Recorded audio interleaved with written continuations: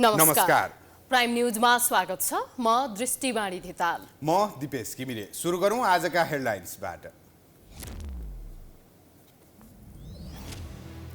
नक्कली शरणार्थी प्रकरणको अनुसन्धान शिथिल बनेको भन्दै चौतर्फी आलोचना। राजनीतिक नेतृत्वलाई बचाउन शीर्ष नेताको दौडधुप। प्रचण्ड, ओली र देउवा भेटवार्ता अपारदर्शी। दलहरूको लाचारीका कारण मिनी पार्लियामेन्ट भनिने संसदीय समिति कामविहीन। कार्की प्रधान न्यायाधीशमा सिफारिस भए पनि संसदीय सुनवाई समिति नहुँदा नियुक्तिमा विलम्ब। पवित्र पाशुपत क्षेत्रमा अपवित्र धन्दा। पशुपति क्षेत्र विकास कोषको कर्तुत सार्वजनिक। मोटो रकममा श्रीखण्ड भन्दै कुकाठ बिक्री। वाणिज्यको छापा। 8 बोरा काठ बरामद।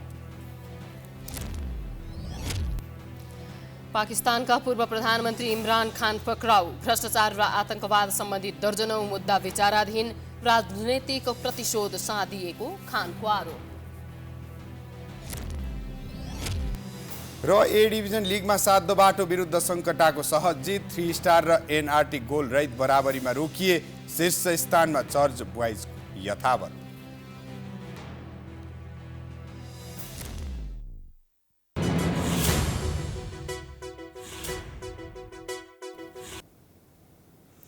प्राइम न्यूज अब विस्तारमा। यति बेला नक्कली भुटानी शरणार्थी बनाएर अमेरिका पठाउने गिरोह अनुसन्धानमा तानिँदा राजनीतिक नेतृत्व पनि मुछिएको छ। एमाले काङ्ग्रेसका कतिपय नेताहरू यस ठगी धन्दामा संलग्न भएको पाइएपछि शीर्ष तहमा खैला बैला मचिएको छ। सधैँजसो एक अर्काप्रति कटु वचन बोल्ने र पानी बाराबार गर्ने तीन दलका शीर्ष नेताहरूबीच रहस्यमय भेटघाट भएको भन्दै प्रश्न उठेको छ।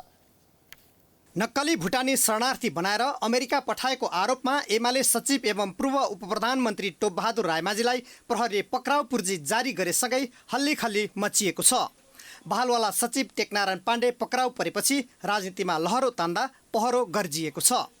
पक्राउ परेकाहरूको बयानको आधारमा प्रहरीको अनुसन्धान हाई प्रोफाइलतिर सोझिएको छ। यो घटनामा एमाले सचिव टोपबहादुर रायमाझी, एमाले नेता एवं पूर्व गृहमन्त्री रामबहादुर थापा बादल र उनका छोरा प्रतीक थापा लगायत उच्च पदस्थ कर्मचारी गरी 1 दर्जन बढी हाई प्रोफाइलको संलग्नता निश्चित जस्तै भएपछि राजनीतिक दबाव थेग्न प्रहरीलाई कठिन भएको छ। पछिल्लो अवस्थामा यो घटनामा काङ्ग्रेस नेता एवं पूर्व गृहमन्त्री बालकृष्ण खाड, उनकी पत्नी मन्जु खाड, काङ्ग्रेस सभापति देउवा पत्नी एवं सांसद डाक्टर आरजु राणा देउवा लगायत हाई प्रोफाइलको नाम समेत जोडिएपछि प्रहरी अनुसन्धान प्रभावित हुने खतरा बढेको समेत चर्चा चल्ने गरेको छ। यसै क्रममा मङ्गलबार प्रमुख राजनीतिक दलका शीर्ष नेता शेरबहादुर देउवा, पुष्पकमल दाहाल प्रचण्ड र केपी शर्मा ओलीबीच 1.5 घण्टा बढी अपराधर्शी ढङ्गले भेटवार्ता भएको भन्दै आलोचना भइरहेको छ। देशका तमाम समस्यामा शीर्ष नेताहरूबीच छलफल हुनु सामान्य भए पनि राजनीतिक हस्तक्षेपले यो मुद्दा कतै डिसमिस हुने हो कि भन्ने खबरदारी भइरहँदा 3 प्रमुख नेताबीच भेट हुनुलाई संशयका साथ हेरिएको छ। अरू बेला एक अर्काप्रति कटाक्ष गर्ने नेताहरू आफ्नो स्वार्थ मिल्दा एकै ठाउँमा आएको भन्दै सामाजिक सञ्जालमा आलोचना भइरहेको छ। प्रधानमन्त्रीको सचिवालयले संसदमा दर्ता भएको संवैधानिक परिषद सम्बन्धी विधेयक र सत्य निरूपण मेलमिलाप सम्बन्धी विधेयकबारे छलफल भएको बताएको भए पनि नक्कली भुटानी शरणार्थीको बारेमा समेत शीर्ष नेताबीच गम्भीर छलफल भएको स्रोतको भनाइ छ। शीर्ष नेता त्रयबीच यो प्रकरणलाई कसरी सामसुम गर्ने बारेमा समेत छलफल भएको आरोप लागेको छ। तर गठबन्धनकै नेताहरू यो घटनामा प्रधानमन्त्रीले खुट्टा कमाउन नहुने बताउँछन्।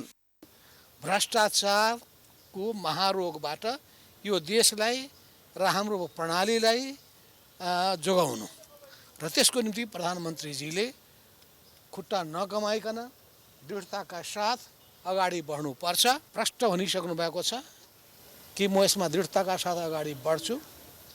हाम्रो गृहमन्त्रीजीले पनि प्रष्ट रूपमा आफ्नो धारणा अगाडि सारिसक्नु भएको छ। यस्ता राम्रा कुरामा हाम्रो पुरा साथ सहयोग र समर्थन रहन्छ।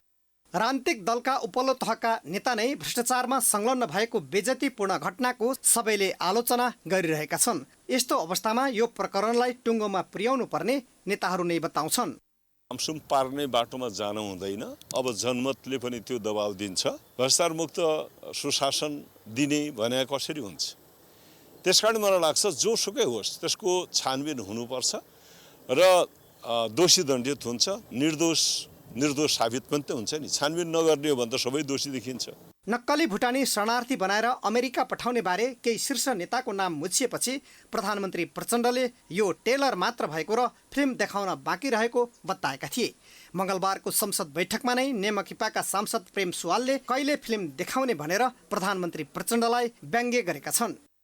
प्रधानमन्त्रीज्यूलाई यो संसदमा स्पष्ट गराउनु पर्ने केही विषय राख्न चाहन्छु। नेपालीलाई भुटानी शरणार्थी बनाई मानव बेचबिखन गर्ने र अरबौं ठगी गर्नेहरू को हुन् र प्रधानमन्त्रीज्यूले फिल्म देखाउने भन्नुभएको थियो। अहिले दाहालजी, देउबाजी, ओलीजीको मिटिङ भइरहेको हो, त्यो फिल्म देखाउनेकै लागि हो कि एउटा स्पष्ट हुनुपर्ने। पुराना दलहरूप्रति नागरिक स्तरमा व्यापक गुनासो रहेको र समाजमा व्याप्त भ्रष्टाचारले देश आक्रान्त भएको बेला फेरि शीर्ष नेता तहमा सहमति बनेर कतै यो विषयमा साना माछालाई मात्र दोषी देखाएर मुख्य अभियुक्त उम्कने हो कि भन्ने व्यापक गुनासो बढेको छ। प्रतिनिधि सभा बैठकमा विनियोजन विधेयकका सिद्धान्त र प्राथमिकताका सन्दर्भमा छलफल भइरहेको छ।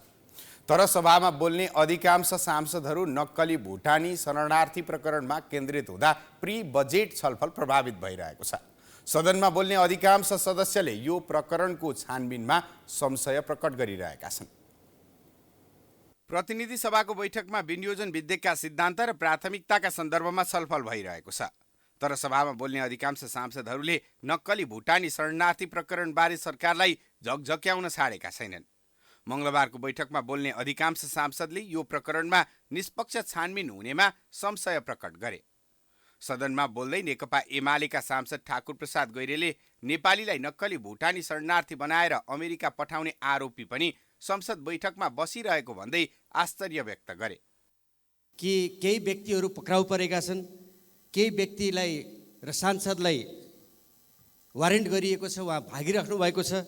केही सांसद जो नोटिसमा हुनुहुन्छ, समाचारमा आइराखेको छ, उहाँ सदनमै हुनुहुन्छ, सदनमा बोलिराख्नु भएको छ। यो के भएको? म यो सदन मार्फत, सभामुख मार्फत सरकारलाई यो विषयमा जाँचबुझ के भइरहेको छ, छानबिन के भइरहेको छ, यसमा संलग्न को हुन्, यो सरकारले के गरिरहेको छ। त्यसैगरी राष्ट्रिय स्वतन्त्र पार्टीकी सांसद डाक्टर तोसीमा कार्कीले देश विकासका विषयमा छलफल हुनुपर्ने सदन भ्रष्टाचारी जोगाउने प्रशय स्थल बनेको आरोप लगाइन्। नेपाली नागरिकलाई भुटानी शरणार्थी बनाएर विदेश लैजाने काममा देशका ठुल्ठुला निकाय र नेताहरू संलग्न भएको कुरा बाहिर आए पनि प्रहरीद्वारा पक्राउ पूर्जे जारी भएका व्यक्तिलाई समेत जोगाउन अनेक खेल भइरहेको आरोप लगाइन्। नेपाली नागरिकलाई भुटानी शरणार्थी बनाएर विदेश लैजाने काममा देशका ठुला निकाय र राजनेताहरू संलग्न भएको कुरा बाहिर आइरहेको छ। प्रहरीद्वारा पक्राउ पूर्जी जारी गर्दा समेत जोगाउन खोजिएको छ।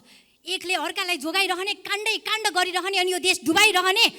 यता सरकारको नेतृत्व गरिरहेका माओवादी केन्द्रका सचिव समेत रहेका सांसद देवेन्द्र पौडेलले प्रधानमन्त्रीलाई कुनै पनि दबावमा नपरेर नक्कली शरणार्थी प्रकरणको छानबिन गर्नुपर्ने बताए।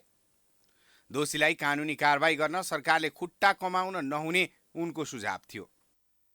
नेपाली नागरिकलाई भुटानी बनाएर विदेशमा पठाउने यस प्रकारका क्रियाकलापमा संलग्न व्यक्तिहरूलाई कुनै पनि हालतमा, कुनै पनि कसुरमा नछोड्नुको निम्ति र तदारुकका साथ कारबाही गरेर अगाडि बढाएर नेपालको इज्जत बचाउनको निम्ति म विशेष अनुरोध गर्न चाहन्छु। त्यसैगरी काङ्ग्रेसका महामन्त्री समेत रहेका सत्तापक्षकै सांसद विश्वप्रकाश शर्माले भ्रष्टाचारीमाथि कडा कारबाहीको नीति लिनुपर्ने बताए। उनले भ्रष्टाचारीका विरुद्ध फाइल मात्र होइन, फायर पनि खोल्नुपर्छ भन्दै सचेत हुनुपर्ने जिकिर गरे। भुटानी शरणार्थीको सन्दर्भको जो फाइल खोलिएको छ यसलाई निष्कर्षमा पुर्याउनु पर्छ भन्ने कुरा पनि म अपिल र आग्रह गर्न चाहन्छु। भ्रष्टाचारका विरुद्ध फाइल मात्रै होइन, फायर खोल्नुपर्छ मलाई लाग्छ राज्यले, र त्यसको लागि चाहिँ सँगैमा एउटा दृष्टिकोण पनि बनाउनुपर्छ। निर्दोष कोही फस्नुहुन्न र दोषी कोही बच्नु पनि हुन्न। यता नेपाल प्रहरीले भने पक्राउ पूर्जे जारी भएका टोपबहादुर रायमाझीलाई पक्राउ गर्न 77वटै जिल्लामा परिपत्र जारी गरेको भन्दै रायमाझी छिट्टै कानुनी दायरामा आउने बताएको छ। मङ्गलबार नै प्रहरीले रायमाझीको सातो बाटो स्थित घरमा छापा मारेको छ। कोही व्यक्तिहरू चाहिँ यस्तो कानुनलाई छलेर फरार हुन्छ भने डेफिनेटली खोज्नुलाई अलिकति टाइम त लाग्छ। यसको लागि हाम्रो खोजी सक्रियता छ। अब त्यो रिजल्ट नआइन्जेलसम्म चाहिँ सुस्तता जस्तो देखिए पनि रिजल्ट आइसकेपछि त्यो कुराहरू, अगाडिका कुराहरू त रिजल्ट आइसकेपछि सम्भवतः मलाई लाग्छ त्यसैले नि उत्तर दिइहाल्ला। राष्ट्रिय अन्तर्राष्ट्रिय क्षेत्रमा चासो र चर्चा पाएको नक्कली शरणार्थी प्रकरणमा जो जोडिएको भए पनि कानुनी कठघरामा ल्याउन खुट्टा नकमाउन नागरिक स्तरबाट चर्को दबाव पनि परेको छ। व्यवस्थापिका संसद सत्ता सङ्घर्षको टकरावमा फस्दा मिनी पार्लियामेन्ट भनिने संसदीय समिति नेतृत्वविहीन छ। संसदको निर्वाचन भएको 5 महिना बीचमा बल्ल समिति निर्माणबारे टुङ्गो लागे पनि समितिका सभापतिको छनौट हुन सकेको छैन। संसदीय सुनवाई समिति टुङ्गो नलाग्दा प्रधान न्यायाधीश नियुक्ति प्रक्रिया लम्बिने भएको छ। संविधानको धारा 292 को 1 मा संसदीय सुनवाई समितिको व्यवस्था गरिएको छ। सो व्यवस्था अनुसार संवैधानिक परिषदको सिफारिसमा नियुक्त हुने प्रधान न्यायाधीश, सर्वोच्च अदालतका न्यायाधीश, न्याय परिषदका सदस्य, संवैधानिक निकायका प्रमुख वा पदाधिकारी र राजदूतमा नियुक्त हुनु अघि सुनवाई हुनुपर्ने उल्लेख छ। तर 14 महिनादेखि कामुको भरमा चलेको सर्वोच्च अदालतमा सोमबार प्रधान न्यायाधीशमा कायम मुकायम प्रधान न्यायाधीश हरिकृष्ण कार्कीलाई संवैधानिक परिषदले सिफारिस गरेको छ। यस्तो अवस्थामा उनको सुनवाईका लागि संसदीय समिति नै गठन भएको छैन। सुनवाई समिति मात्र होइन, अन्य समितिको नेतृत्व चयन गर्न दलहरू उदासीन छन्। यद्यपि दलका नेताहरूले संसदीय सुनवाई समितिको नेतृत्व चयन प्रक्रिया अगाडि बढेको दाबी गरेका छन्। प्रधान न्यायाधीश लगायत महत्त्वपूर्ण संवैधानिक पदमा नियुक्तिका लागि संसदीय सुनवाई समितिको महत्त्वपूर्ण भूमिका हुने हुँदा 15 सदस्यीय यो समितिमा बस्न आकांक्षी धेरै भएका कारण पनि समस्या परेको थियो। तर यो विषयमा दलहरूबीच सहमति भइसकेको बताइएको छ। सुनवाई त गर्नु पर्ला, सुनवाई गरेकै राम्रो हुन्छ। अब या त सुनवाई गरेर जानु पर्यो, होइन भने यो सुनवाई भन्ने कुरा खासै आवश्यक छैन भनेर अब यसलाई चाहिँ त व्यवहारबाट निष्क्रिय पार्नु पर्यो। तर म चाहिँ के भन्छु भने संविधानमा लेखिसकेपछि सुनवाई गर्नुपर्छ भन्छु। त्यसका लागि सुनवाई समिति बनाउनु पर्छ। सुनवाई समिति बनाउने कुरामा हामी हदैसम्मको लचिलो भएको। समितिको पूर्णताको अभावमा कानुन बनाउन नसकिएको, संसदीय अनुगमन हुन नसकेको तथा संसदीय सुनवाई नहुँदा सर्वोच्च अदालत लगायत संवैधानिक निकायमा परेको असर लगायतका विषयलाई ध्यानमा राखेर समितिले तत्काल सभापति चयन गर्नुपर्ने अवस्था आएको प्रमुख प्रतिपक्षी दल नेकपा एमाले बताएको छ। लामो समय न्यायालयमा जुन प्रधान न्यायाधीश नरहेको अवस्था थियो त्यसलाई छिटोभन्दा छिटो अन्त गर्नुपर्छ र हाम्रो न्यायपालिकालाई प्रभावकारी बनाउन व्यवस्थापिकाले भूमिका आफ्नो संवैधानिक भूमिका पुरा गर्नुपर्छ। हामी पावर सेपरेसनको सिद्धान्तमा विश्वास गर्छौँ, होइन, शक्ति पृथकीकरणको सिद्धान्तले हामीका कार्यपालिका, व्यवस्थापिका र न्यायपालिकाको आफ्नो भूमिका निर्धारण गरेको छ। त्यो भूमिका खेल्नको लागि उपयुक्त वातावरण न्यायालयलाई बनाइदिने जिम्मेवारी व्यवस्थापिकाको बनियो। त्यस अर्थमा संसदीय सुनवाई समितिले छिटो सुनवाई गर्नुपर्छ। मिनी पार्लियामेन्टको रूपमा भूमिका खेल्ने प्रतिनिधि सभाका 10 र राष्ट्रिय सभा र प्रतिनिधि सभाको 2 संयुक्त गरी 12वटा समिति नेतृत्वविहीन छन्, जसका कारण समस्याको समाधान गर्न पनि दलहरूले तत्काल समितिको सभापति चयनमा ध्यान दिन आवश्यक छ। नेपालको संविधानले कानुनको शासनलाई शासन सञ्चालनको मेरुदण्ड मानेको छ। तर लोकतान्त्रिक पद्धतिमा मुलुककै प्रमुख न्यायालय सर्वोच्च अदालत नै राजनीतिक हस्तक्षेपको शिकार बनेको छ। कानुन र विधिको शासन पद्धति अनुसार चल्न नसकेको आरोप खेप्दै आएको न्यायालयका पछिल्ला गतिविधिले कानुन दिवसलाई गिज्याइरहेको छ। मङ्गलबार नेपालमा प्रधान न्यायालय स्थापना भएको अवसरमा कानुन दिवस मनाइएको छ। नेपालमा प्रधान न्यायालय ऐन 2008 बनेपछि त्यसको लागू भने विषम 2009 वैशाख 26 गतेबाट भएको थियो। सोही दिनको सम्झनामा प्रत्येक वर्ष वैशाख 26 गते कानुन दिवसका रूपमा मनाउने गरिन्छ। न्यायपालिकाको स्वतन्त्रता, विधिको शासन तथा आधुनिक न्याय प्रणालीको स्थापनाका लागि यो ऐनले खडा गरेको जगलाई थप मजबुत बनाउन यस दिवस मनाउने गरिन्छ। तर पछिल्लो समय न्यायपालिकाकै गतिविधिहरूले विधिको शासन पद्धतिमाथि नै प्रश्न चिन्ह खडा गरेको छ। नेपालको न्यायपालिकालाई प्रजातान्त्रिक कालमा होस् वा राजाको प्रत्यक्ष शासनकालमा आफू अनुकूल चलाउन अनेक दबाव र प्रभाव भयो। न्यायाधीश नियुक्तिदेखि सबै प्रक्रिया त्रुटिपूर्ण रहेको र भागबण्डामा चल्ने गर्दा न्यायालयको प्रतिष्ठामा आघात पुगेको भन्दै आलोचना भयो। पूर्व प्रधान न्यायाधीश चोलेन्द्र शमशेर जबरामाथि लगाइएको महाअभियोगदेखि 14 महिनासम्म कामुको भरमा न्यायालय सञ्चालन हुनुले अदालतमाथि राजनैतिक हस्तक्षेप रहेको प्रश्न हुन्छ। पूर्व प्रधान न्यायाधीश सुशीला कार्कीको महाअभियोग लगाउने आधार पुष्टि हुन नसकेको जनाउँदै सर्वोच्चले संसदको महाअभियोग प्रस्तावलाई कानून सम्मत नभएको ठहर गर्यो भने अर्का प्रधान न्यायाधीश जबराको महाअभियोग कसरी टुङ्गोमा पुर्याउने अहिलेसम्म अन्योल कायमै छ। आर्थिक, सामाजिक, प्रशासनिक रूपान्तरणको काम गर्न नसक्नु, राजनीतिमा अपराधीकरण बढ्दै जानु, मुद्दा फिर्ता तथा माफी सम्बन्धी कानून व्यवस्थाको राजनीतिक दलहरूबाट दुरुपयोग बढ्नु, कानूनको पालनामा राजनीतिक नेतृत्वले नै बेवास्ता गर्नुले नेपालमा कानूनको शासन कायम गर्न समस्या देखिएको छ। राजनीति मूल हो, राजनीतिबाट वञ्चितै त हुन सक्दैन। तर कस्तो भइदियो भने राजनीतिको विकृत पक्षबाट चाहिँ यो चेपिएको हो कि जस्तो लाग्यो क्या। राजनीतिबाट मात्रै चेपिएको भए त राजनीति नीति बनाउने नै हो, राजनीतिले यथार्थ नीति बनाउन सक्थ्यो। तर हाम्रो अवस्था चाहिँ कस्तो रह्यो भने हामी सधैँ राजनीति सङ्क्रमणमा र त्यो राजनीतिक सङ्क्रमणको चेपुवामा त्यसको नकारात्मक पाटोमा चाहिँ न्यायालयहरू परे। कानुन कार्यान्वयन गर्ने सङ्घ संस्था निकायहरूले पनि त्यसको चाहिँ राम्रो कार्यान्वयन नगर्ने, पालना गर्ने व्यक्तिहरू चाहिँ जुन जुन हिसाबले चाहिँ पालना गर्नुपर्ने व्यक्तिहरू हुन्छ उनीहरू पनि चाहिँ यो कानुन चाहिँ उल्लङ्घन गर्नुमा चाहिँ उद्धत भइरहेको अवस्था। यसले गर्दाखेरि चाहिँ कानुनी शासन, विधिको शासन चाहिँ स्थापित हुनलाई चाहिँ अलि गाह्रो भएको अवस्था छ। प्रधान न्यायाधीश विरुद्ध न्यायाधीशहरूले सङ्गठित रूपमा आन्दोलन गर्ने विषय घातक बन्दै गइरहेको छ। यसले न्यायाधीशको कार्य सम्पादन र नैतिकता आचरणमा पनि प्रश्न उठाएको छ। न्याय ढिला पाउनु भनेको पनि न्याय नपाउनु सरह हो भन्ने मान्यता रहिरहँदा अहिले पनि सर्वोच्चदेखि विभिन्न अदालतमा असंख्य मुद्दा विचाराधीन छन्। तर राजनीतिक हस्तक्षेपकै कारण न्यायाधीश नियुक्ति हुन सकेका छैनन् भने कतिपय अवस्थामा राज्य संयन्त्रको डर त्रासमा न्याय सम्पादन गर्नुपर्ने अवस्था आउनु पक्कै पनि कानुनी शासन विपरीत हो। बोलेरै मात्र होइन, व्यवहारमा पनि विधि र कानुनको शासन प्रत्याभूत गर्न सरकारवाला निकाय जिम्मेवार हुनु जरुरी छ।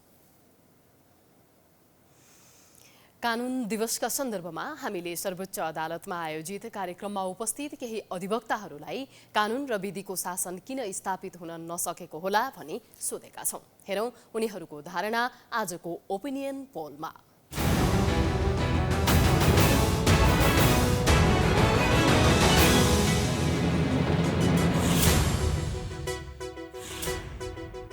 अहिले खासमा न्यायालयमा देखिएको व्यथितिकै कुरा गर्ने हो भने यसको मुख्य कारण भनेकै राजनीतिक हस्तक्षेप हो भनेर बुझेका छन्। तर खासमा भन्ने हो भने यो मात्रै चाहिँ यसको कारण होइन, किनभने राजनीतिक हस्तक्षेप भनेको एउटा पाटो मात्रै हो। यो बाहेक न्यायालयमा भएका अन्य पनि धेरै व्यथितिहरू छन्। प्रजातन्त्रपछि, लोकतन्त्रपछि बिस्तारै बिस्तारै संस्थागत हुँदैछौँ। संस्थागत हुने क्रमलाई चाहिँ नि अब जिम्मेवार मान्छेहरूले समय मौका अनुसारको सदुपयोग गर्न नसकेको कारणले गर्दा बिस्तारै बिस्तारै हुँदैछ। अब हुन्छ, जान्छ, हुँदै जान्छ। यो राज्य संयन्त्रमा सबै कुरा राज्यको पकडमा, हाम्रो जस्तो यो सङ्क्रमणकालीन अवस्था भएको मुलुकमा सबै कुरा राज्यको पकडमा रहन नसक्न पनि हुन्छ। त्यसले गर्दा कता कता केही कुराहरू त्यो नियन्त्रणभन्दा बाहिर पुग्छन् र त्यतिखेर हामीले कानुनको उल्लङ्घन भएको देख्छौँ। तर त्यसो होइन, राज्यको चाहिँ नि त्यो चाहना होइन, त्यो राज्यले कोसिस गर्दा गर्दै पनि नसकेको हो। जसले कानुन बनाउँछ त्यसले ब्रेक गर्छ, अनि त्यसपछि कानुन बनाउने पनि डिस्क्रिमिनेटरी कानुनहरू हुन्छ, एकदम भेदभावपूर्ण कानुनहरू हुन्छ, लिङ्गको आधारमा भेदभाव गरेर कानुनहरू बनाएर आएछ। त्यो कारणले पनि त्यो कानुनहरू चाहिँ नि रुल अफ ल चाहिँ लागू हुँदैन। स्थापित भइराखेको छ, स्थापित भएकोलाई हामीले नमाने मात्रै हो। स्थापित छ, कानुनको शासन स्थापित छ। अब यसमा अनुशासन चाहिँ को कमी हो। अनुशासनको कमी भएको हुनाले कानुनको शासन भएन कि भन्ने फिलिङ भएको मात्रै हो। कानुनी हिसाबले चाहिँ जुन संविधान लेखियो, कानुन लेखियो, सबै कुराहरू चाहिँ फिटफाटै अवस्थामा हुँदाहुँदै पनि यसको चाहिँ खास यो प्रोसिड्युर एरर हुन्छ नि, जुन चाहिँ हाम्रो चाहिँ कार्यविधि चाहिँ पद्धति छ नि, त्यो चाहिँ अलि ढिला सुस्ती हुने, अलि चाहिँ पोलिटिकल इन्फ्लुएन्स हुन सक्ने अथवा व्यक्तिगत नातावाद कृपावाद हुन सक्ने, त्यसले पनि चाहिँ असर गरेको भन्ने लाग्छ मलाई। न्याय परिषदको संरचना, न्यायाधीशको नियुक्ति प्रक्रिया जसमा भागभण्डाको आधारमा हुने गर्छ अनि नाता गोता यी सबै हुने गर्छन्। यसले गर्दा फैसला हुन्छ, हालमा इन्साफ हुन सकेका छैन। र कानुनको शासन अथवा विधिको शासन भन्ने कुरा लागु हुनको लागि सोच छ। इन्साफ गर्ने न्यायाधीश चाहियो, फैसला गर्ने न्यायाधीश छैन। कानुन र विधिको शासन चाहिँ अब हामीबाटै लागू गर्ने हो नि त होइन। अब हिजो के गरे कसो गरे भन्दा पनि हामी आफू सचिएर अगाडि बढ्ने हो नि त। कानुन जहिले पनि सबैभन्दा माथि हुन्छ नि, सबैले मान्नुपर्छ होइन। विधिको शासन छ नेपालमा। मोरल प्रिन्सिपलहरू तपाईँको यो मोरालिटीका कुराहरू जब लबाट डिट्याच हुँदै जान्छ होइन, तब चाहिँ के हुन्छ भन्दाखेरि त्यो विधि कानुन लागू गर्न नसकिने मान्छे अनि कानुनदेखि नडराउने होइन, कानुन उल्लङ्घन गर्न प्रोत्साहित हुने, जब धर्म जब नैतिकता जब समाजबाट लोप हुँदै जान्छ होइन, हरेक कुरामा हामी कानुन मात्रै हेर्न खोज्छौँ, कानुनको रूपमा व्याख्या गर्न खोज्छौँ, अनि त्यो बेला चाहिँ कानुनले ओट गर्दैन।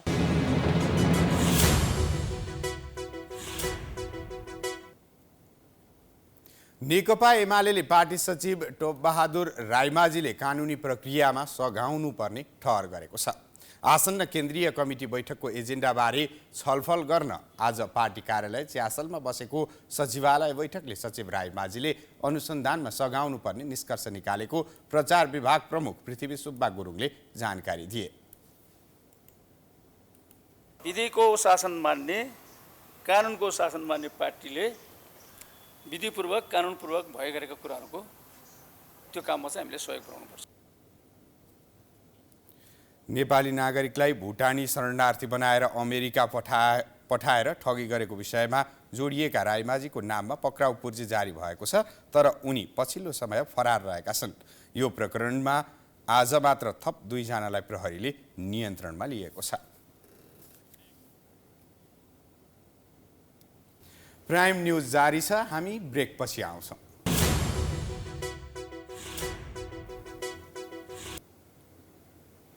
ब्रेकपछि स्वागत छ। अब बाँकी न्यूज। पशुपति आर्यघाटमा आफ्ना आफन्तको दाह संस्कार गर्दा तपाईँ हामी धेरैले चित्तामा चढाउन श्रीखण्ड किन्ने गरेका हुन्छौँ। दिवंगत आत्माको शान्तिको कामना गर्दै शबमा चढाउन पनि परेको हुन्छ, तर तपाईले आफन्तका नाममा चढाउनु भएको श्रीखण्ड नभएर कुकाठ भएको तथ्य फेला परेको छ। चित्तामा समेत ठगी गर्ने र सत्संग समेत लुट्न लाज डर नमान्नेहरूले वर्षौंदेखि श्रीखण्ड भनेर अनेकन कुकाठ बेच्ने गरेको खुलासा भएको छ। सुन्दै चसक्क हुने गरी चितामा समेत लुटको धन्दा चलाउने गरेको भेटिएको छ। त्यो पनि पशुपतिका भट्ट भण्डारी र कर्मचारी सम्मिलित सहकारीले चिताको दाउरामा समेत भ्रष्टाचार हुने गरेको खुलासा गरेपछि हाम्रो मनमा प्रश्न जाग्यो, चितामा श्रीखण्ड भनेर प्रयोग हुने काठ चाहिँ साँच्चै श्रीखण्ड नै हुन्छ कि हुन्न होला? यसको उत्तर खोज्न हामीले सबलाई चढाउने अर्थात् चितामा हाल्न बेचिने श्रीखण्ड किन्यौं र सुरु गर्यौं खोजीको सिलसिला। यो श्रीखण्ड नै हो नि, 5 रुपैयाँ मात्र बस्दैन चिन्दिन, तर भन्न चाहिँ श्रीखण्ड नै हो। यो जस तपाईहरुलाई आउँदाखेरि श्रीखण्ड नै भनेर आएको, तपाईहरुले बेच्दा श्रीखण्ड नै भनेर बेच्ने हो। श्रीखण्ड नै हो यो। हो यसको वेट 180 ग्राम छ कि 90 हो? यो 180 ग्राम हैन, 55 रुपैयाँ प्रति गोटा भनेपछि 5 तिया 15 का दरले हामीले 165 रुपैयाँ पैसा तपाईलाई तिर्नु पर्यो। पशुपति क्षेत्र विकास कोषले चलाएको सहकारी, जहाँबाट खास गरी मृत्यु संस्कारका लागि आवश्यक पर्ने सम्पूर्ण सामग्रीहरू सस्तो रेटमा बेचिने भनेर राखिएको थापिएको पसल हो यो। पशुपति क्षेत्र विकास कोषले चलाउँदै आएको छ यो सहकारी सञ्चालित, जहाँ पूजा सामग्रीहरू अझ भनौं यहाँ अन्तिम संस्कारका लागि बेचिने सामग्रीहरू कि साँच्चै सही सलामत रूपमा बेचिन्छ, हामी त्यसको परीक्षणका लागि यहाँ आएका छौं। यो तपाई देख्न सक्नुहुन्छ, श्रीखण्ड भनेर बेचिएको यो काठ साँच्चै श्रीखण्ड हो कि होइन, यसको परीक्षण गर्न हामी चाहिराखेका छौं। त्यसका लागि हामीले यहाँबाट प्रति गोटा 55 रुपैयाँका दरले 3 वटा श्रीखण्ड किनेका छौं। तपाई देख्न सक्नुहुन्छ यो बिलमा, र प्रति गोटा 55 रुपैयाँका दरले 165 रुपैयाँमा 3 वटा श्रीखण्ड हामीले किनेका छौं र यो श्रीखण्ड हामी परीक्षण गर्न गइराखेका छौं। साँच्चै श्रीखण्ड भनेर बेचिएको यो काठ साँच्चै श्रीखण्ड हो कि होइन? अन्य कुनै काठ बेचेर श्रीखण्ड त भनिराखिएको छैन। यो पछाडिको रहस्य खोतल्नका लागि र बुझ्नका लागि हामी यो काठ परीक्षण गर्न गइराखेका छौं, ताकि सिल नतोडियोस् भनेर हामीले यसरी यो जुन काठ राखिएको यो प्लास्टिकलाई यसरी सिल गरिएको छ लाइटरद्वारा पोलिएर र यो हामी त्यही सिल खोल्नेछौँ जहाँ यसको परीक्षण हुनेछ। साँच्चै यो श्रीखण्ड नै हो कि अन्य कुनै काठ बेचेर श्रीखण्ड भन्दै भ्रष्टाचार भइराखेको छ यहाँ वा अनियमितता भइराखेको छ यहाँ वा चितामा पनि कुनै ढङ्गको अनियमितता चलिराखेको छ। यसको खोजीका लागि हामी यो काठ परीक्षण गर्न चाहदैछौँ।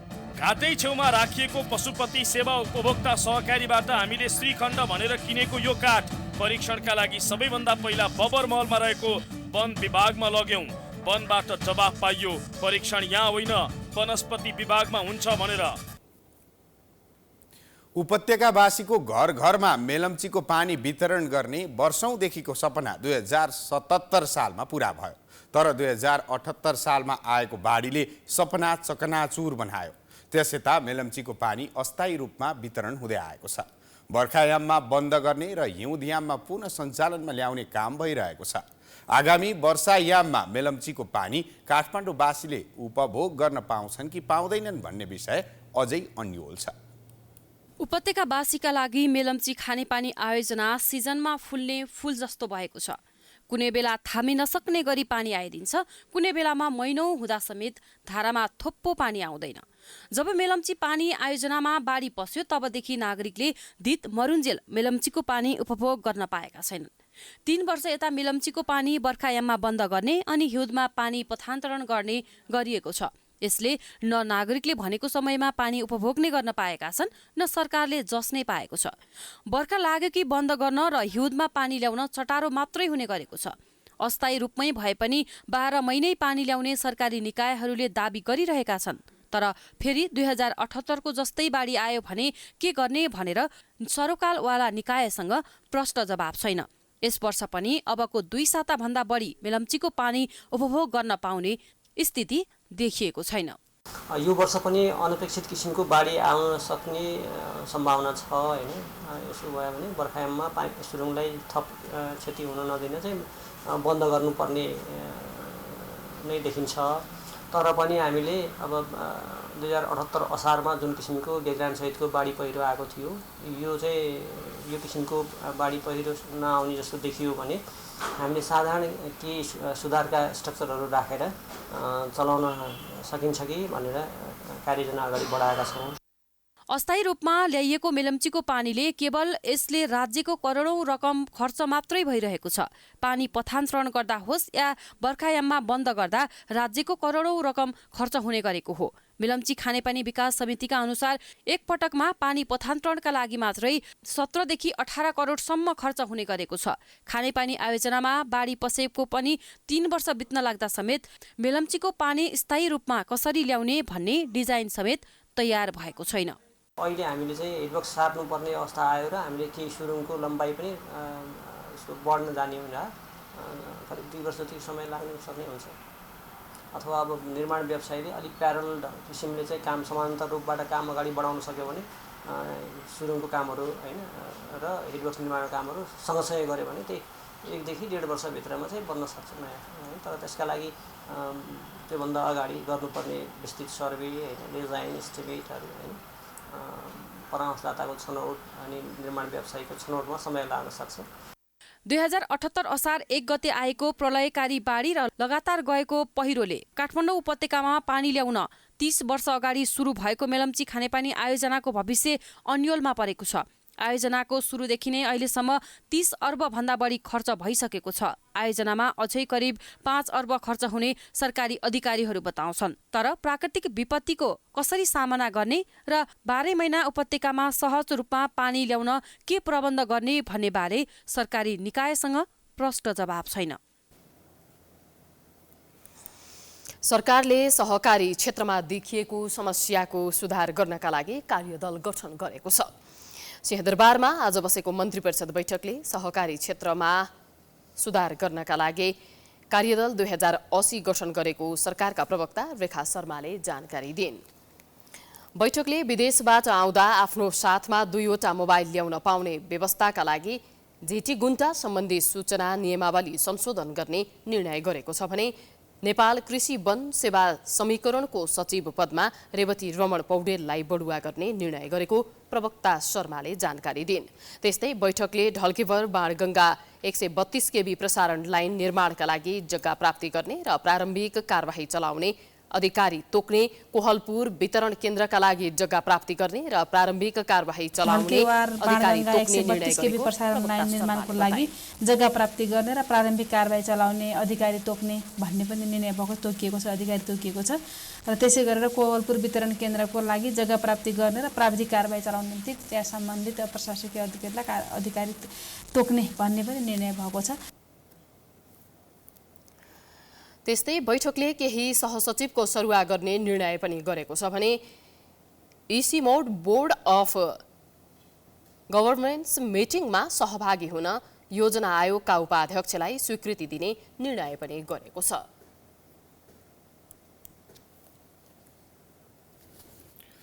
सुदूरपश्चिम प्रदेशको मुख्यमन्त्रीमा कमल शाह नियुक्त भएको 3 महिना पूरा हुँदा समेत सरकारले पूर्णता पाउन सकेको छैन।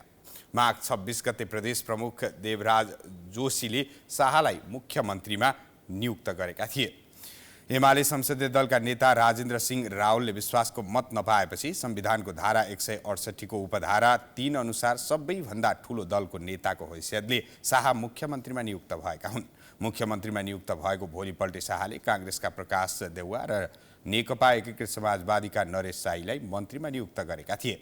मुख्यमन्त्री शाहले देउवालाई भौतिक पूर्वाधार विकास मन्त्रालय र साईलाई आर्थिक मामिला तथा योजना मन्त्रालयको जिम्मेवारी दिएका थिए। तर मुख्यमन्त्री भएको 3 महिनासम्म शाहले 2 जना बाहेक अन्य मन्त्री नियुक्त गर्न सकेका छैनन्। 21 फागुनमा कांग्रेस र नेकपा एकीकृतसँगै माओवादी केन्द्र र नागरिक उन्मुक्ति पार्टीको पनि मत पाएका शाहले अहिलेसम्म ती 2 पार्टीबाट मन्त्री बनाउन सकेका छैनन्। सत्ता साझेदार दलहरूले मन्त्रीको टुङ्गो लगाउन नसकेका कारण मन्त्रीमण्डलले पूर्णता पाउन नसकेको बुझिएको छ। सरकार विस्तारमा भइरहेको ढिलाइबारे मुख्यमन्त्री शाह, भौतिक पूर्वाधार विकास मन्त्री प्रकाश देउवा सहित माओवादीका सांसदहरूले काठमाडौँमा शीर्ष नेताहरूलाई भेट्दै आएका छन्। भागबण्डाको आधारमा कुन पार्टीले कुन मन्त्रालय पाउने भन्नेसम्म पनि सहमति नहुँदा सरकार विस्तारमा ढिलाइ भइरहेको छ। 3 महिनासम्म सरकारले पूर्णता नपाउँदा बजेट निर्माण लगायत अन्य काम समेत प्रभावित बनेको छ। लुम्बिनी प्रदेश सरकारका प्रवक्ता सन्तोष पाण्डेले शुक्रबारभित्रै सरकारले पूर्णता पाउने बताएका छन्। रिपोर्टर्स क्लब नेपाल लुम्बिनीले गरेको साक्षात्कार कार्यक्रममा बोल्दै पाण्डेले जनताले अनुभव गर्ने गरी काम गर्ने टिम सहितको सरकार विस्तार गर्ने बताएका हुन्। उनले दिगो विकासको अवधारणा सहित सरकार अघि बढ्ने जिकिर गर्दै संघीयतालाई पूर्ण रूपमा कार्यान्वयन गर्न प्रदेश सरकारलाई पूर्ण अधिकार दिनुपर्नेमा जोड दिए। नीति नियमलाई पालना गरी आम नागरिकलाई सुशासनको प्रत्याभूति दिलाउने गरे मुख्यमन्त्री दिल्ली बहादुर चौधरी नेतृत्वको सरकार लाग्ने कार्यक्रम हुन्छ भन्ने हजुर सबलाई यस कार्यक्रमका माध्यमले जानकारी गराउन चाहन्छु। आज जस्तै हिँड्नुस् तपाईहरु भन्ने भनेको छैन। मैले के भन्छु, स्रोत साधनको सदुपयोग गर्दै जनताको पक्षमा विकास, सुशासन, शान्ति, सुरक्षा, स्वास्थ्य, शिक्षा, कृषि, पर्यटनका क्षेत्रमा काम गरेर व्यवस्थित बनाउने काम सरकारको हो। कार्यक्रममा नेकपा एमालेका लुम्बिनी प्रदेश सभा प्रमुख सचेतक तुलसी प्रसाद चौधरीले एमाले कानुनी राज्यको पूर्ण पालना र सुशासनको पक्षमा रहेको जिकिर गर्दै जुनसुकै भ्रष्टाचारीलाई संरक्षण गरेर बस्न नसक्ने जिकिर गरे। उनले एमालेले भागबण्डाको राजनीति स्वीकार नगर्ने भन्दै आर्थिक सङ्कटको अवस्थामा पनि मन्त्रालय थप्नु सुशासन विरोधी काम भएको दावी गरे। त्यस्तै कांग्रेसका नेत्री निर्मला छेत्रीले प्रदेश सरकारले जनताको हकहितका लागि काम गर्नुपर्ने बताए। त्यतिबेलै हामीले त्यसलाई चाहिँ अलि चेक एन्ड ब्यालेन्स त्यसलाई चाहिँ गरेको भए त्यतापट्टि हाम्रो यहाँको संविधान 47 अलि टाइट रहेको भए त्यति बेलाका चाहिँ हाम्रा यहाँका प्रशासकहरू टाइट भएको भए सायद आजको यो अवस्था आउने थिएन होला। आज भ्रष्टाचार मौलाउँदैछ र ठुलोको आडमा छोपिँदैछ र जनता निराश छन्। जबसम्म कानुन बनेका कानुनहरू बनेका कानुन हामीले कार्यान्वयन गर्न सक्दैनौँ तबसम्म जनताले विश्वास गर्ने ठाउँ हुँदैन। उनले प्रदेश सरकार नीति नियम र कानुनको अभावका कारण अपूर्ण रहेको उल्लेख गर्दै संघीयता कार्यान्वयनका लागि प्रदेश सरकारलाई अधिकार सम्पन्न बनाउनु पर्नेमा जोड दिइन्। कार्यक्रममा वरिष्ठ अधिवक्ता डाक्टर दिनेश त्रिपाठीले नक्कली शरणार्थीमा दोषी ठहरिएका जो कोहीलाई पनि कारबाहीको दायरामा ल्याउनु पर्ने बताए। प्राइम न्यूज अझै जारी छ, हामी ब्रेकपछि आउँछौँ।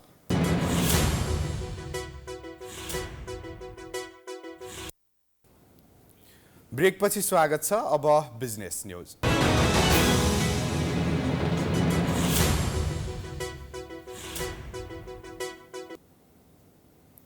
अर्थमन्त्री डाक्टर प्रकाश शरण महतले आगामी आर्थिक वर्षमा अर्थतन्त्रलाई चलायमान बनाउन सरकारको ध्यान केन्द्रित हुने बताएका छन्। आज राष्ट्रिय सभा बैठकमा आगामी आर्थिक वर्षका लागि विनियोजन विधेयकका सिद्धान्त र प्राथमिकताको छलफलमा उठेका प्रश्नको जवाब दिँदै अर्थमन्त्री महतले अर्थतन्त्रलाई चलायमान बनाउनका लागि समयमै पुँजीगत खर्च र मौद्रिक नीति खुकुलो पार्दै अघि बढ्ने नीति अवलम्बन गरिने बताए। अन्तिम समयमा मात्रै खर्च गर्ने प्रवृत्तिलाई अन्त्य गर्नका लागि पहिलो दिनदेखि महिनामा अनुगमन गर्ने उनले बताए। मन्त्री महतले राजस्व चुहावट नियन्त्रणका लागि सरकार गम्भीर भएर लाग्ने जिकिर गरे। जुन हामी लक्ष्य राख्छौँ त्यो कुनै एउटा वर्ग समूहलाई मात्रै हुँदैन, त्यो सबैका लागि हुन्छ। त्यो हो ब्रोड बेस्ड इन्क्लुसिभ, समावेशी र फराकिलो आर्थिक वृद्धि भने त्यही हो। त्यो कुरा यहाँहरूलाई म चाहिँ निवेदन गर्न चाहन्छु। अब हाम्रो पुँजीगत खर्चको प्रभाव बढाउनु पर्यो, प्रभावकारिता बढाउनु पर्यो। हामीले स्वीकार गर्नुपर्छ हाम्रो संयन्त्रमा ढिलासुस्ती छ, हाम्रो संयन्त्रमा उदासीनता छ र अन्तिम समयमा गएर मात्रै खर्च गर्ने प्रवृत्ति छ। त्यसलाई अन्त्य गर्नुपर्छ डे 1 देखि। अर्थमन्त्री महतले देशको अर्थतन्त्रको वर्तमान स्थितिलाई मध्यनजरमा राखेर नै बजेटका सिद्धान्त र प्राथमिकता प्रस्तुत गर्ने बताएका छन्। साताको पहिलो र दोस्रो दिन ओह्रालो लागेको शेयर बजार आज भने बढेको छ। बजार परिसूचक नेप्से आज 10.66 अङ्कले बढेर 1844.36 बिन्दुमा पुगेको छ। आज सबै समूहको शेयर बढेकोमा उत्पादन र होटल समूहको शेयर उच्च अङ्कले उकालो लागेको छ। आज 269 वटा कम्पनीको 28,36,000 किता शेयर 77 करोड 47 लाख रुपैयाँमा कारोबार भएको छ। आज सबैभन्दा धेरै Himal Dolakha hydropower company 6 crore 96 lakh रुपैयाँको शेयर कारोबार गर्न सफल भएको छ भने आज सबैभन्दा धेरै पिपुल्स पावर कम्पनीको शेयर 6.5%ले बढेको छ। समग्रमा बजार बढे पनि युनिक नेपाल लघुवित्तको शेयर 8.5% भन्दा धेरैले घटेको छ। अब इन्टरनेसनल न्यूज।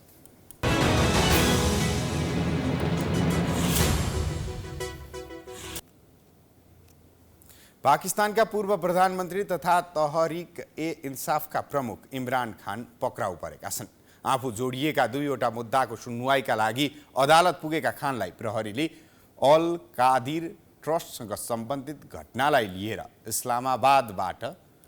इस्लामाबादको उच्च अदालत बाहिरबाट पक्राउ गरेको हो। इस्लामाबाद प्रहरीले एक विज्ञप्ति जारी गर्दै खान पक्राउ परेको पुष्टि गरेको छ। गत वर्ष उनी सत्ताबाट निकालिएका थिए। भ्रष्टाचार र आतंकवादको विभिन्न मुद्दा खेपिरहेका खानलाई यसअघि पनि प्रहरीले पटक पटक पक्राउ गर्न असफल भएको थियो। आफूमाथि लगाइएका आरोप राजनीतिक रूपले अभिप्रेरित भएको भन्दै पूर्व प्रधानमन्त्री खानले त्यसलाई अस्वीकार गर्दै आइरहेका थिए। सत्ताबाट बाहिरिएता इमरान खान विरुद्ध दर्जनौं मुद्दा चलाइएका थिए।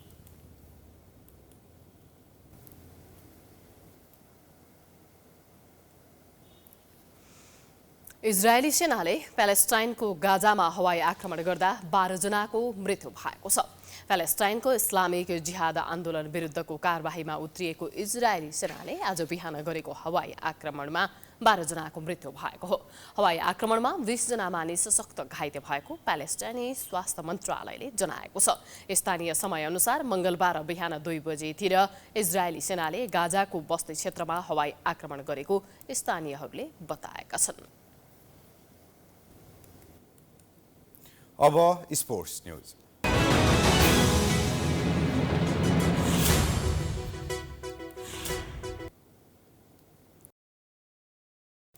राजधानीमा जारी शहीद स्मारक ए डिभिजन लिगमा 3 स्टार क्लबले एनआरटीसँग बराबरी खेल्दै अङ्क बाँड्न बाध्य भएको छ। आज त्रिपुरेश्वर स्थित दशरथ रङ्गशालामा भएको खेलमा 3 स्टारले एनआरटीसँग गोलरहित बराबरी खेल्दै अङ्क बाँडेको हो। बराबरीसँगै एनआरटीको 18 अङ्क भएको छ भने 3 स्टारको 25 अङ्क छ। त्यस्तै आज नै भएको अर्को खेलमा सङ्कटा क्लबले सातो बाटो युथ क्लबमाथि सहज जित दर्ता गरेको छ। च्यासल मैदानमा भएको खेलमा सङ्कटाले सातो बाटोलाई 2-0 गोल अन्तरले हराएको हो। सङ्कटाको जितमा दुवै गोल युसेफ एट्रिसले गरे। खेलको 14औं मिनेटमा गोल गर्दै युसेफले सङ्कटालाई सुरुवाती अग्रता दिलाएका थिए। त्यस्तै खेलको 26औं मिनेटमा युसेफले व्यक्तिगत दोस्रो गोल गर्दै सङ्कटालाई जित दिलाए। जितसँगै सङ्कटाले 16 खेलमा 20 अङ्क जोडेको छ भने सातो बाटोको 23 अङ्क छ। लिग अङ्क तालिकाको शीर्ष स्थानमा चर्च बोइज यथावत छ। हामी प्राइम न्यूजको अन्त्यमा आइपुगेका छौँ। जाँदा जाँदै हेडलाइन्स पुनः एकपटक। नक्कली शरणार्थी प्रकरणको अनुसन्धान शिथिल बनेको भन्दै चौतर्फी आलोचना। राजनीतिक नेतृत्वलाई बचाउन शीर्ष नेताको दौडधुप। प्रचण्ड, ओली र देउबा भेटवार्ता अपारदर्शी। दलहरूको लाचारीका कारण मिनी पार्लियामेन्ट भनिने संसदीय समिति कामविहीन।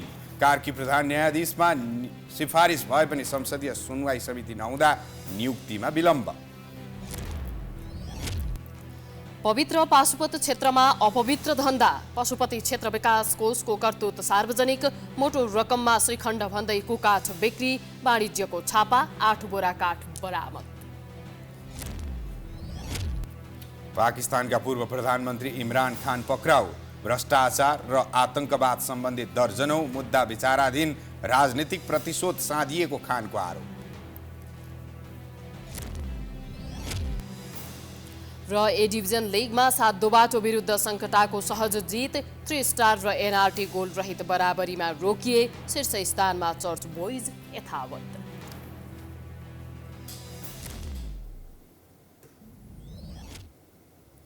प्राइम न्यूज अहिलेलाई सकियो। यसपछिको प्रस्तुति जनता जान्न चाहन्छन् ऋषि धमलाको साथमा। हेर्दै गर्नुहोला प्राइम टेलिभिजन। नमस्कार।